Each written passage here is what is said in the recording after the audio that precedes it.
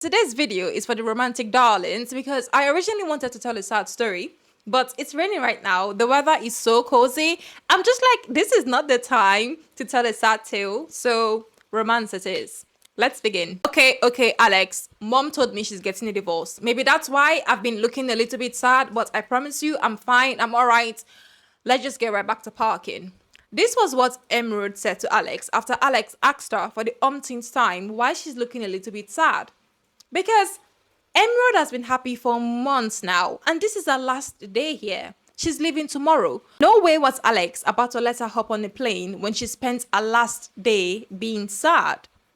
And Emerald only started becoming sad when she got back from visiting her parents. So definitely something happened during her visit last week. Well, now Alex knows. Are you fine? Are you sure you're okay?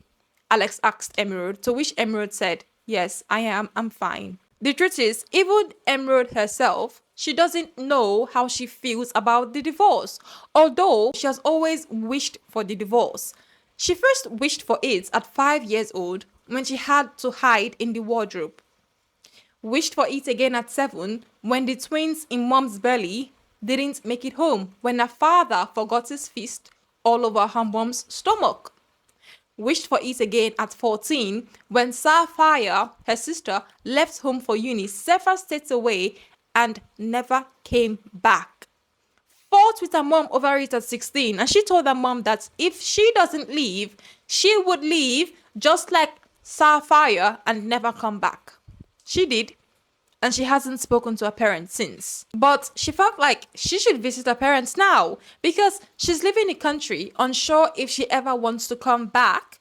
So this just felt like the perfect time to go see them. And she did that last week. Before she left to go visit, Emerald mentally prepared herself. She told herself she wasn't going to interfere in her parents' marriage. She was just going to treat them as mom and dad. Nothing else. As she had grown older and had begun to understand the intricacies of romantic relationships, Emerald realized that she wasn't in any position whatsoever to admonish someone to leave or stay in a romantic relationship, much more a marriage that existed before her birth. But when she got home, she realized she did not even need to mentally prepare. Her parents were now living separately under the same roof. The house had been semi-remodeled, so everything that used to be one was now two. They had two garages, everything was just duplicates. The entire time that Emerald was home, she never saw her parents see each other. If she wanted to speak to her mom, she would go to her mom's quarters. If she wanted to speak to her dad, she would go to her dad's quarters. Emerald had no idea how long things had been that way for, and she did not ask. The chaos was now silent, but the silence was deafening. I still can't believe you're leaving, Emerald, Alex said to Emerald, bringing Emerald back to the present moment. I'm happy for you, I really am. You've always wanted to leave. You've always believed leaving will heal you. I just think you should leave cleanly so you can start afresh. She's talking about Williams. This is where you might hate Emerald. The story goes like this. Girl saw boy at orientation day in uni and wanted boy. Boy fell for girl and did everything for girl. Girl at some point realized she no longer wanted boy, but did not tell boy. Boy found out and he completely cut contact with girl. Months later, boy moved abroad to the US to restart uni. Regret setting. Girl started to feel bad and she took herself to therapy, albeit a great disbelief in therapy. But she went to therapy anyway because she wanted to understand why she was the way she was. Many months later, girl reached out to boy via email and apologized. Boy immediately responded back. He later on told girl that he purposefully did not block her on email because he wanted to see if she would exhaust all possible means of reaching out to him. He would regularly check his mail for her mail. He would regularly check his spam folder just in case her mail went to spam. He would also check his trash folder in case he accidentally deleted it. Anyway, they reconciled and they have been good friends since. Here was Alex's main concern. Every once in a while, Williams, who said he has gotten over it, who said he has forgiven her, who said everything was good and fine, who has even had two girlfriends since then, he would bring it up all over again and he would remind Emerald of the time that she apparently broke his heart. And Emerald would have to apologize all over again. Alex hated that. She called it a hostage friendship. The two instances that Emerald had been interested in dating someone else, Williams would ask her myriads of questions like, has she really changed? Is she going to hurt them like she hurt him? Is she going to do this? Is she sure she's ready for a relationship? It got to a point that Emerald completely gave up on dating. Once, Alex asked Emerald if she was still in love with Williams, if that was it. Emerald said no, she wasn't. That's true. Alex asked Emerald if it's because Williams was super handsome. His smooth, rich brown skin, coily hair, naturally arched eyebrows, strong face, if that was it. Well, for someone who hates Williams, she sure paid attention. But Emerald said no, that wasn't it. She just felt guilty because she did use Williams. So she felt like there had to be some sort of consequence. Until Alex told her that they were 17 when it happened. They are now almost 23. It's time to let go. Emerald picked up her phone and texted Williams, just briefly telling him that she's leaving the country and she also could no longer be friends with him. She couldn't just be in this back and forth type of friendship. And that was it. Immediately, her phone rang. It was Williams. That's quick, Emerald said to Alex, to which Alex said, I expected that. I knew it was going to call you immediately. Alex told her, you're free. I know. You're not looking for love. You're trying to find your purpose, your career path. But if love comes to you, you can go for it now. You can do both. You can find your purpose and you can allow yourself to be in love. You might find it in Lithuania.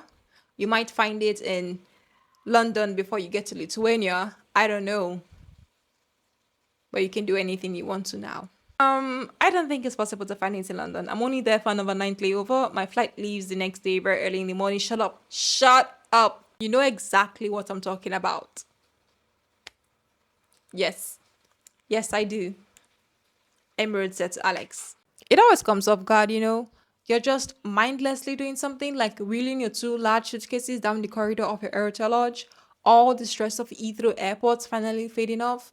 Your shoulder bag strap is continuously falling off, so you have to keep on readjusting it. And then it hits you. Like, bam! Happiness. The kind you don't have. A family of 6 saying something in a language that Emerald perceived to be Lithuanian, laughing, then sauntering along. Well, only 5 were laughing. A little boy who appeared to be no more than 6 years of age walked alongside, but closer to the opposing wall. They stopped and Emerald's room was 2 doors down, so she moved along further. As she moved to open her hotel room door, the little boy just appeared in front of her, standing there, saying nothing. Emerald looked back at his family. They just stood there. They also said nothing. Emerald was like, okay, what do I do now?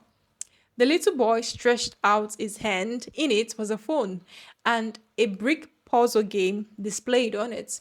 So Emerald got the sense that, okay, he probably wants me to play this level for him.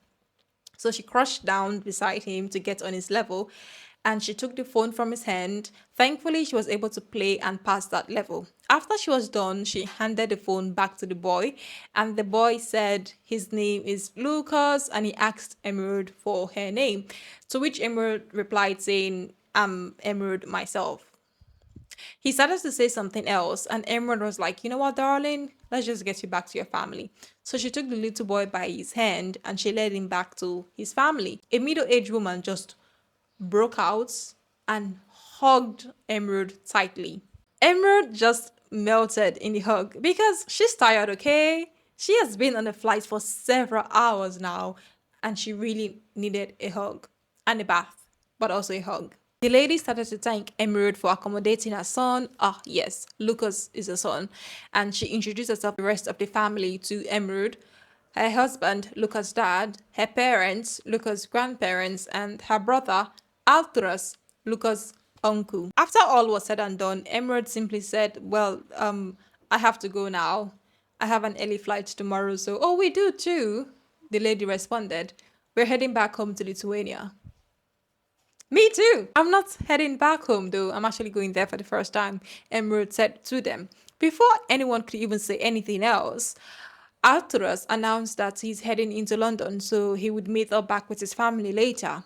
Without thinking, Emerald just said, can I come? Listen, this was her first time in London, and she had already accepted the fact that she wouldn't be able to tour London because it's past 8 p.m. right now, and her flight leaves tomorrow morning by 7 a.m. So she was like, well, it is what it is. But now, there was an opportunity. Of course, she was going to take it.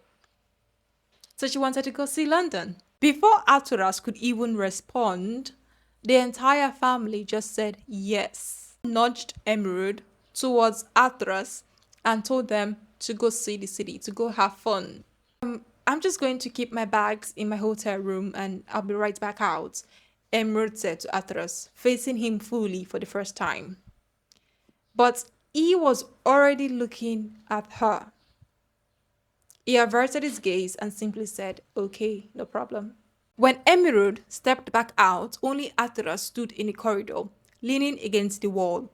He stood up straight and tucked his hands into his coat pocket. He was wearing a collared navy blue long-sleeve cashmere cotton blend shirt with a pair of black moleskin trousers and a long, flowy black cashmere coat.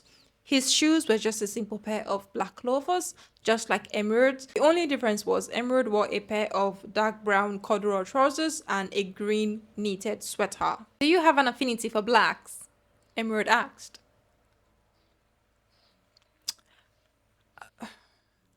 Are you asking me this because you're black? What? No. That's not what I meant. I meant clothing wise. You're dressed in all black. Well, navy blue is not black, but it all appears black nonetheless. And black is my favorite color. That's why I'm asking if it's yours. Oh, I don't know. I just wear what I like, I guess. And I guess I happen to come in black a lot. So, yeah. Okay. When they got to the ticket barriers to board the Heathrow Express, ARTURAS tapped his card and made his way through. Emerald, on the other hand, did not. Her cards were currently sitting in a shoulder bag, and her shoulder bag is currently sitting on a hotel room bed. She should have added her cards to Google Pay. She should have done that. ARTURAS looked back. It was Emerald's turn to avert a gaze. Oh, I'm so sorry. Forgive me, please. I should have taken care of all things financial. I'll do that from here on out, ARTURAS said to Emerald. He took a card out from his coat pocket and handed it to Emerald. You can keep it on you. You will need it when we exit at Paddington Station, he said to Emerald. Okay. Thank you. They sat down side by side on the half-empty train. Here's the plan, ARTURAS said to Emerald. We will start on Eastbourne Terrace. They will make you through Hyde Park, Green Park, Trafalgar Square, along Victoria Embankment, Westminster Bridge, and finally Big Ben. Then, we'll make it back to the airport via Westminster Station. Is that okay with you? Yes, it is. Emerald nodded like she understood perfectly.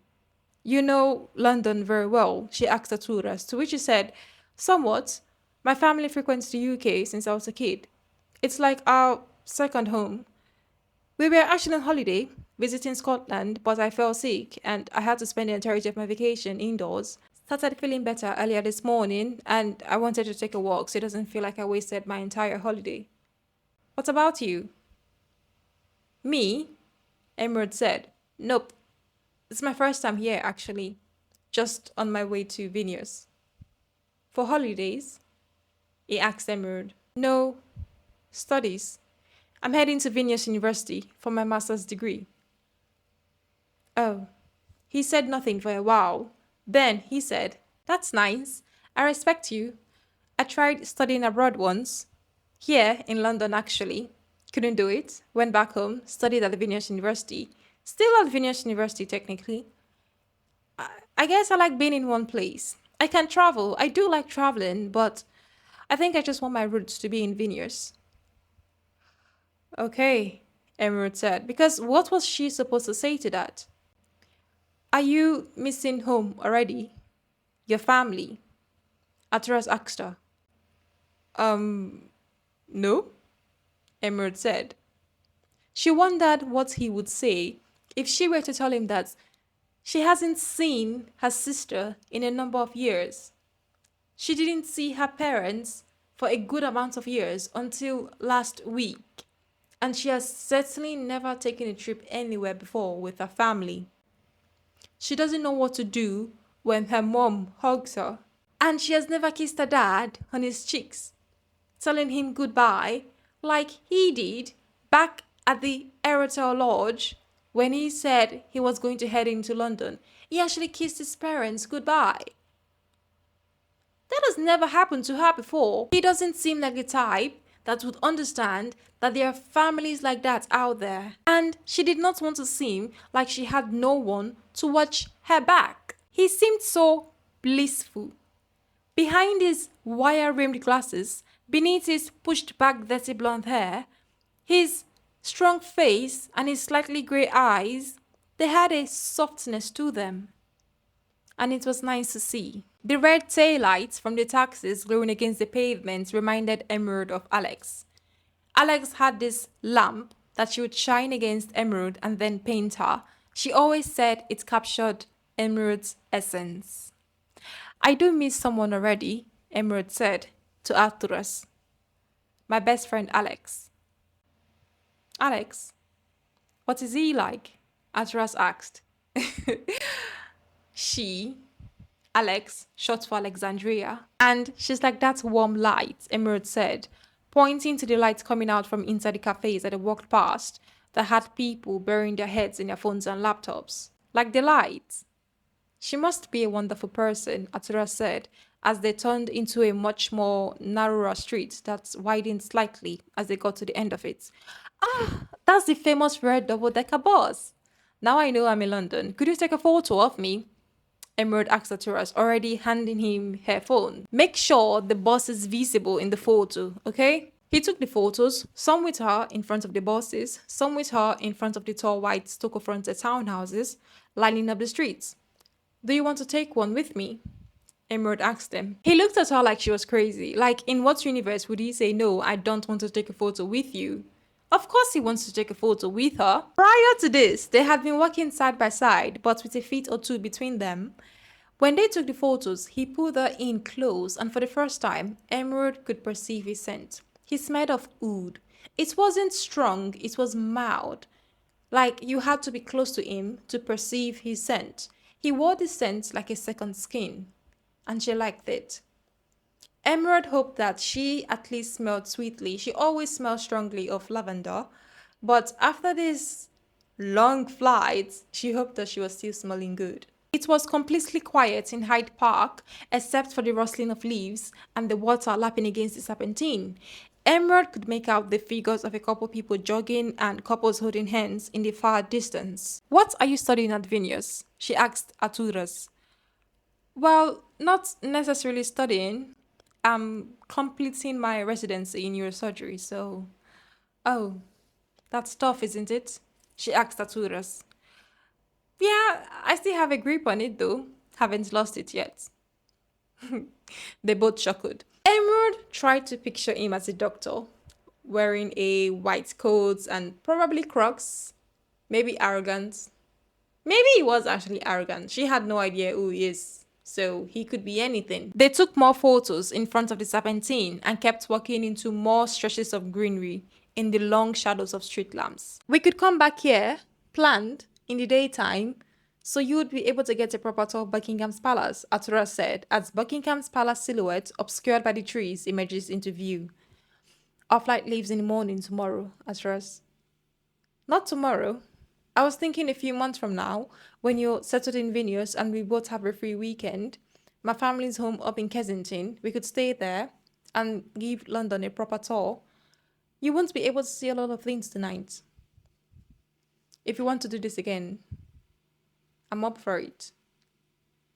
Emerald said nothing for a while. The road started to widen again, and the white stone buildings lining up the streets were brightly illuminated. ARTURAS also said nothing. He struck Emerald as a patient man. You think we're going to see each other again? Emerald asked. Yes, ARTURAS replied. He stopped walking and asked Emerald, why wouldn't we? Nothing, Emerald replied. I just haven't thought about it. Understandable, ARTURAS said. He started walking again, his steps ever so lightly, you could barely hear them, and certainly not with the streets getting busier. This is Trafalgar Square, ARTURAS announced.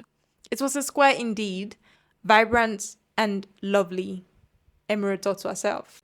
Do you want to hold hands? ARTURAS asked Emerald. Emerald just looked at him like, what? Then he added, it's a bit busy. Don't want to lose you or something. Boy, you can just say you want to hold my hand. Emerald just thought to herself. She just thought about how much Alex would have loved this. They sat down briefly by the fountain, watching the street musicians, watching other people sitting by the fountain, watching people taking photos. His palm, once a little cold, was quickly becoming warm as he held Emerald's hands. Why do you think we'll see each other again? Emerald asked him. Feels natural to M. M? They've only known each other for an hour plus now, and he has already given her a nickname. Plus, I think my nephew would want to see you again. My sister also. A husband included. My parents too. So, our lives are sort of intertwined, I guess. By this time, it was much quieter now, with the city noise faded. They could only hear the River Thames steady lapping against the stone walls below. But why? Why would your entire family want to see me again? Lucas doesn't speak to anybody, including us. Selective mutism. So, seeing him walk up to you and have an interaction unprovoked was everything to us. I'm sure my sister is in a hotel room right now thinking of all the things she could do to repay you, like inviting you over when we get to Lithuania and making you all sorts of tea and pastries. She loves doing things like that. My parents are probably just smiling to themselves, thinking that yes, nothing is wrong with their only grandchild. ARTURAS smiled as he spoke. It made sense to Emerald now why they were all just staring at her dumbfounded when Lucas approached her. There, ARTURAS said, pointing across the River Thames. That's London Eye. Emerald let out a short laugh. What's wrong? ARTURAS asked her. The first time I found out London Eye was a Ferris wheel, I cried. What? ARTURAS asked, suppressing his laughter. I thought it was an actual eye, like a building shaped exactly like an eye with eyelashes and eyebrows and everything. I had no idea it was a damn Ferris wheel. When I found out, I felt betrayed and I cried. ARTURAS laughed. When he laughed, he threw his head backward slightly as if to make way for the laughter. It was the first time he let go of Emerald's hands, crouching down slightly and holding his stomach as if to stop himself from laughing more. He did not have to, because Emerald soon joined in the laughter, and they just kept on laughing until tears slipped from their eyes. The second time he let go of Emerald's hand was to hold her. Letting go of her hand to pull her in for a hug on Westminster Bridge, with Big Ben dominating the skyline, chiming 10 times, was the perfect substitution. This came after he had asked Emerald if there was something she has always wanted to do.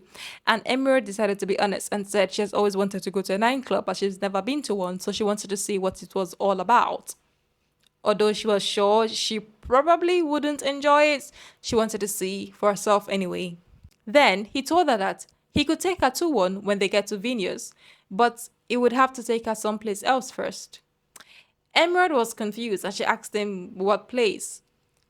Then he said he just thinks the Nine Club is not appropriate for a first date. Followed by him saying, "This is me asking you on a date when we get to Venus." She could have said no. She could have told herself to focus. But she wasn't incapable of all this. She could love. Her phone rang. She pulled away from ARTURAS and checked her phone. It was Williams.